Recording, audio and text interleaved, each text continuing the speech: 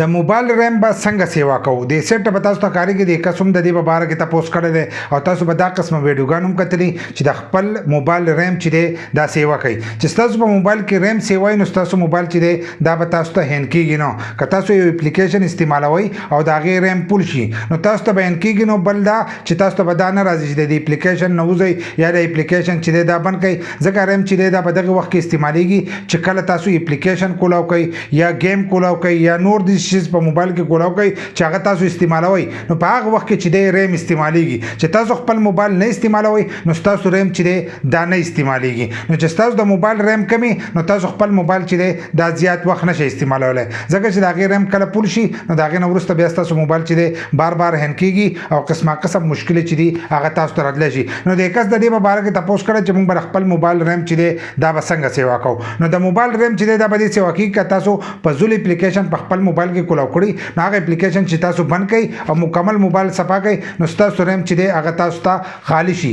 که بیا به تاسو یو اپلیکیشن استعمالوئ نو د څه وخته پورې چې دی هغه به تاسو استعمالولی شئ ځکه چې هغه د ټایم سره چې دی هغه ډیټا جمع کوي لکه تاسو اوس فیسبوک کولاو کوئ په هغې کې چې تاسو کم ویډیوګان کتلی او که ستاسو سره بیا نټ نه نو تاسو هم بیا هغه ویډیوګان چې دي دوباره کتلی شئ نو دا ستاسو په ریم کې چې دی دغه سټوریج پروت دي نو ځینې کسان وایي چې موږ به خپل ریم چې دی دا به څنګه سیوا کوو نو په موبایل کې چې کم ریم راغلی هغه خپل ریم خو نن سبا چې موبایل راځي نو په هغې کې ورسره جدا ریم چې دی دا ورکوي لکه اوس 8 ریم د هغې نو 8 ورسره بل ریم چې دی دا ورسره هم ورکوي لکه 16 د هغې ریم چې دی دا یې ورکړی نو دا 8 ریم چې د هغې سره نور ورکړی نو دا چې دی دا د سټوریج نه راغستی لکه ستاسو کم سټوریج چې دی که نه که 220 ستاسو سټوریج نو دا 8 جی بي چې دی دا د هغې نه راغستی هغه د دې سره ملګری شي نو دا 16 جی بي شي نو دا 16 جی بي چې شي نو هغه بیا ستاسو په ریم کې چې دی په هغې کې استعمالیږي نو د هغې سره چې دی ریم سیوا کېدی شي خو چې په موبایل کې دغه سیټینګ موجود دي که دغه سیټینګ په موبایل کې نه موجود نو بیا تاسو د خپل موبایل ریم چې دی دا نشئ سیوا کولی نو که تاسو موبایل نوی اخیستی نن سبا چې کومو کسانو موبایل اخیستی نو په هغې باندې دا لیکلی 8+8 پې لیکلی یا 4+4 پې لیکلی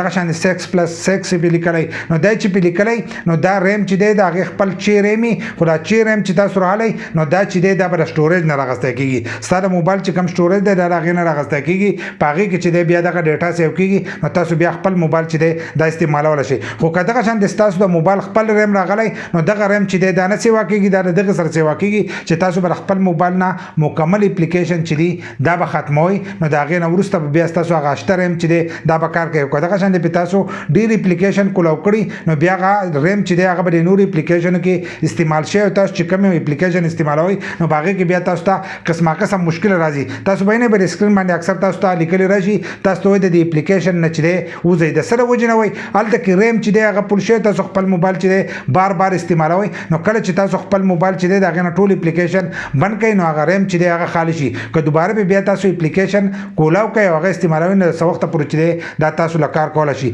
نو د موبایل ریم چې دی دا داسې نه سیوا کېږي په کم کې چې دغه آپشن راغلی نو هغه هم ستاسو د سټوریج نه رالي او د هغې سره ستاسو هغه ریم چې دی دا سیوا کېدی شي خو دغه شان ډایرکټ چې دی دا نه سیوا کېږي کومو کسانو چې به دې ویډیوګانې کړي دغه یې په زول ویډیوګانې کړي دي د موبایل ریم چې دی دا په نورو یو طریقه باندې چې دی هم نه سیوا کېږي